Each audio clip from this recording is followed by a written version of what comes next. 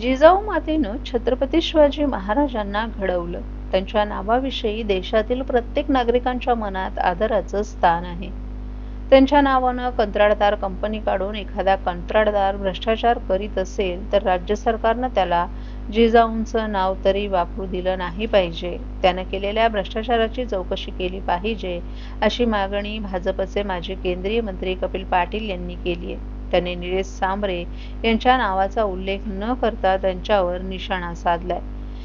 ज्या जिजाऊ मातेनं छत्रपती शिवाजी महाराजांना घडवलं, त्यांच्या नावाविषयी देशातील प्रत्येक नागरिकांच्या मनात आदराचं स्थान आहे. त्यामुळे पाटील यांनी वाडा रस्ते कामात भ्रष्टाचार असल्याचं सांगत संबंधित कंत्राटदारानं ज्या पक्षात प्रवेश केला त्याच पक्षाचे आमदार शांताराम मोरे यांनी नागपूर अधिवेशनात विधिमंडळात उत्तर दिलं आहे की संबंधित ठेकेदाराला तात्काळ आम्ही ब्लॅकलिस्ट करतो. दुर्दैवानं ते झालं नाही. आता झालं नाही तर आंदोलनाच्या वेळी श्रमजीवी संघटनेला जिल्हाधिकाऱ्यांनी पत्र दिलं. तत्कालीन बांधकाम मंत्री चव्हाण यांनी जे आश्वासन दिलं होतं त्याप्रमाणे आम्ही कारवाई करू असं आश्वासन दिले. जे पत्र श्रमजीवी संघटनेनं व्हायरल झालं तेच पत्र आपण वाचलं. त्या अनुषंगानं संबंधित कंत्राटदाराच्या विरोधात कारवाई झाली पाहिजे. दरम्यान ठाणे भिवंडी कल्याण मेट्रोचं काम ठाणे ते भिवंडी दरम्यान झाले. भिवंडीतून हे काम अंडरग्राउंड केलं जाणार आहे. त्यानंतर कल्याण दुर्गाडी ते सहजानंद ऐवजी तो मार्ग कल्याण बिर्ला मार्गे स्टेशनला जाणार आहे. त्याचा DPR तयार करण्यात आला आहे किंवा नाही याची माहिती घेतली जाणार आहे. मात्र या मेट्रो मार्गाचं काम महाविकास आघाडी सरकारमुळे रखडलं असल्याचा आरोपही पाटील यांनी केलाय.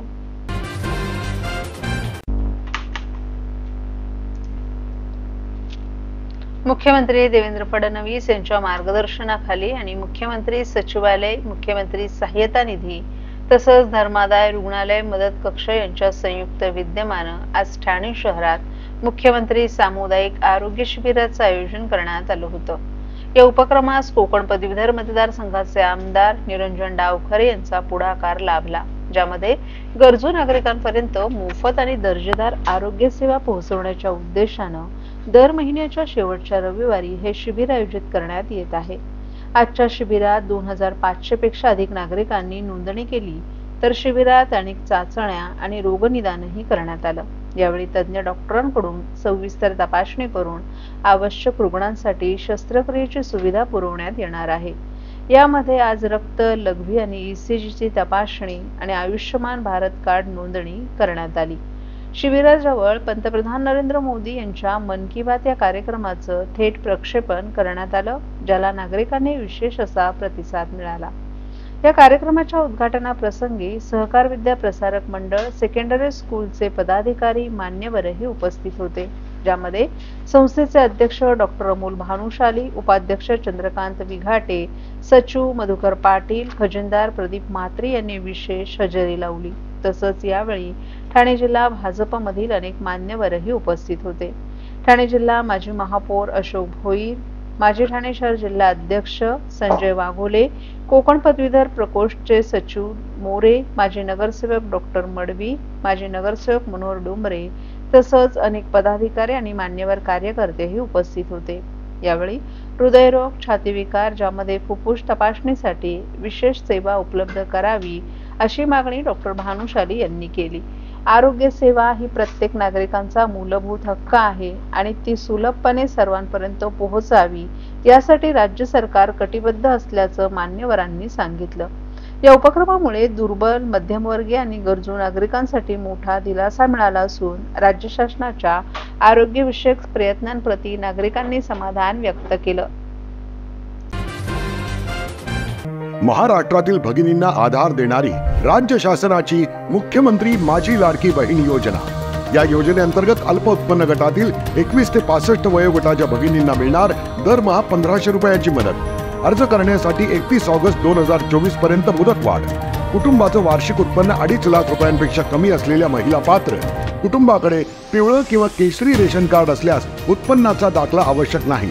पांढरं रेशन कार्ड असेल किंवा रेशन कार्ड नसेल तर कुटुंबाचं वार्षिक उत्पन्न 2.5 लाखांपेक्षा कमी असल्याचा दाखला आवश्यक.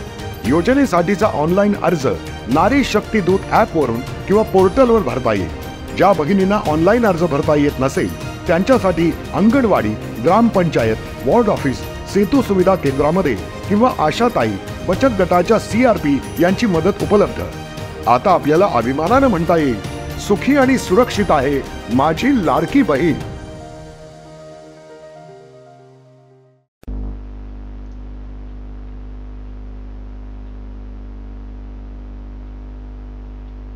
पावसाळ्यात अनेक भागांमध्ये शेवाळ येतं आणि तो भाग निसरडा होतो, त्यावरून पाय घसरून अपघात होण्याची भीती असते।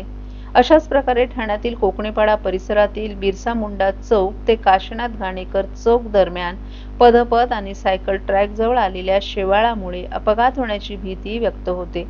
या समस्येकडे प्रशासनाचे लक्ष वेधण्यासाठी काल काँग्रेसच्या नेत्यांनी हातात झाडू घेऊन साफसफाई करत गांधीगिरी स्टाईलनं आंदोलन केले।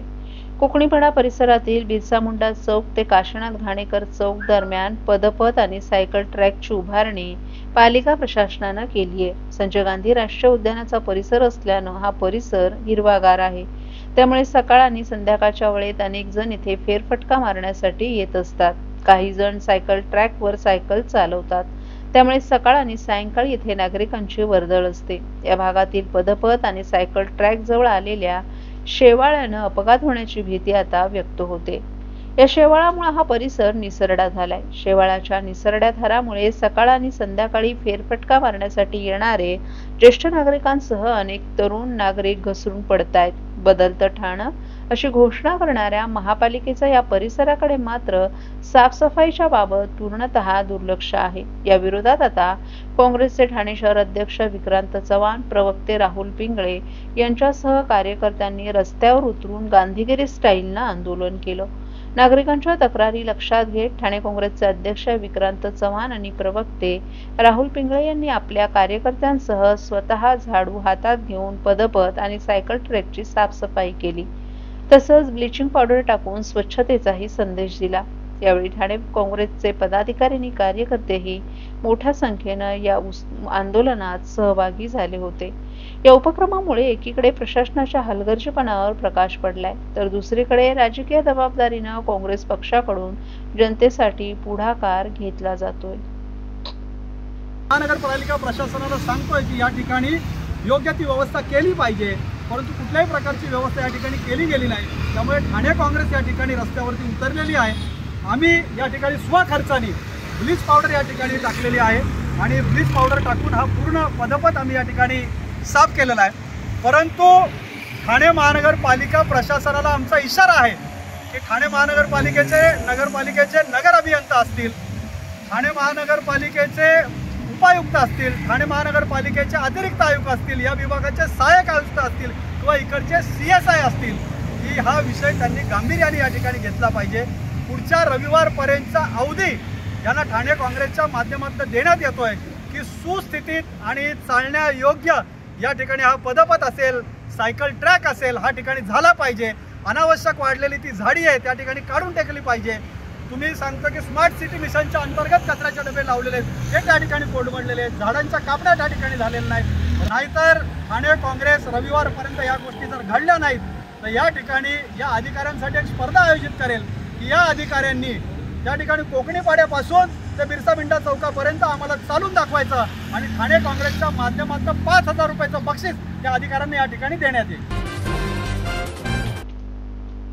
दिवा परिसरातील अनधिकृत बांधकामांच्या 14 नळ जोडण्या खंडित करण्यात आल्या। ठाणे महानगरपालिकेच्या पाणीपुरवठा विभागाने केलेल्या कारवाईत 10 मोटर पंप जप्त करण्यात आले आहेत, तर 11 बोरवेल बंद करण्यात आल्यात। या सर्व नळ जोडण्या अनधिकृतपणे घेण्यात आल्या होत्या। या संदर्भात गुन्हे दाखल करण्याची कारवाई करण्यात येते।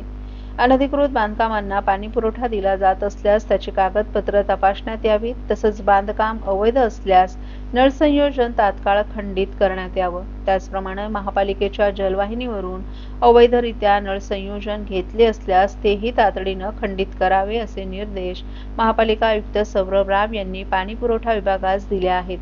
या अनुषंगानं दिवा प्रभाग समिती क्षेत्रात 25 आणि 26 जुलै रोजी अनधिकृत बांधकामांची नळ जोडणी खंडित करण्याची विशेष मोहीम घेण्यात आल्याची माहिती उपनगर अभियंता विनोद पवार यांनी दिली आहे। या मोहिमेत अर्धवट बांधकाम असलेल्या तसंच व्याप्त असलेल्या अनधिकृत बांधकामांची पाहणी करून तेथील नळ जोडण्या खंडित करण्यात आल्यात।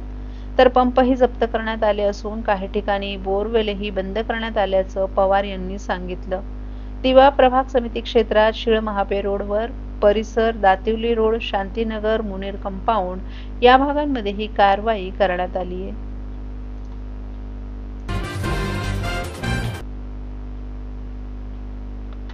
दिवा येथील कचराभूमी 5 वर्षांपूर्वी बंद करण्यात आली असली तरी त्या ठिकाणी कचऱ्याचे ढीग कायम असून या कचऱ्याची शास्त्रोक्त पद्धतीने विल्हेवाट लावून ही जमीन पूर्ववत करण्याचा निर्णय यापूर्वीच घेतला होता. दिवा कचराभूमीवर कचरा टाकणं बंद करण्यात आले, परंतु त्या ठिकाणी यापूर्वी टाकण्यात आलेला कचरा कायम आहे. या कचऱ्याला आग लागून धूर परिसरात पसरतो.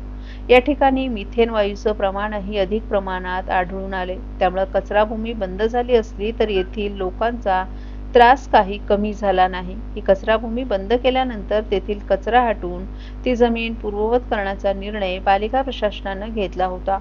या कामासाठी पालिकेनं प्रस्तावही तयार केला होता.